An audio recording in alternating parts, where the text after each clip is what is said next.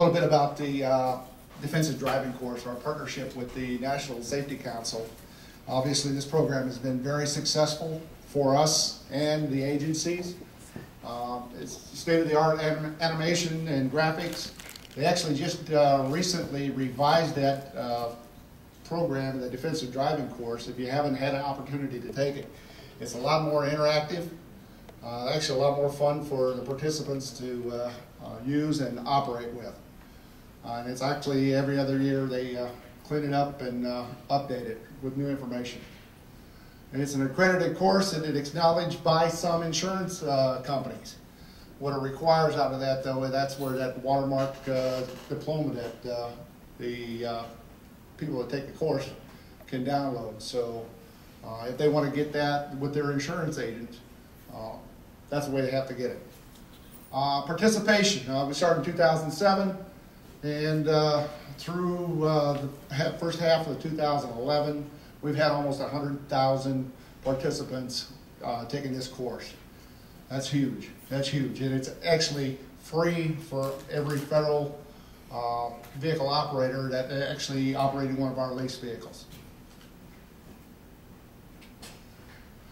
How are we doing with the program? Well, obviously, we're kind of holding our own with crashes and incidents. Crashes, obviously, you know what that is, incidents, or anything like hail damage, vandalism, or incidents of that kind of nature. But we pretty much hold our own with it.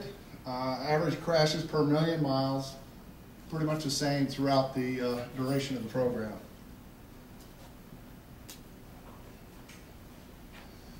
The major participating agencies have seen less crashes from 2008 to 2010, while they've had higher participation numbers. It also, obviously, there are some trends with we're reducing fleet mileage and operations, so there's still the participation rate is up. However, the good that there's bad that comes with this good. There are some agencies out there, and I'll be sure, obviously, contact us separately, but there are some agencies out there, while they have a great participation rate, there are some that still have a trend that their accident rates are still going up. And the only thing I want to say on that, we can provide a defensive driving course free, but obviously it's a, I'm too far, sorry. It's a combined effort with not only the course, but agency involvement on working and creating a culture within the agency to increase driver awareness. Things like distracted driving. We see more and more incidents coming across our desk, accidents as a result of internal distracted driving and or involvement with other vehicles, third party, that were distracted. We had a recent fatality that a tractor trailer rear-ended a recruiting vehicle that killed 3 recruits. And unfortunately, they're pretty sure that the tractor trailer driver was texting. And I commute back and forth about 35 miles every day in a carpool van, and I drive frequently in it.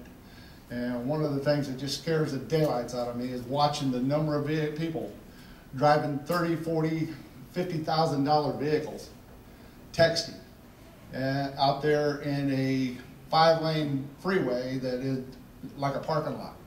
It's just terrifying to watch that. So, you know, it's a culture we have to work on internally, and we're doing some things. I know that driver monitoring systems that Scott's folks are working with, those are things that are going to help us with that.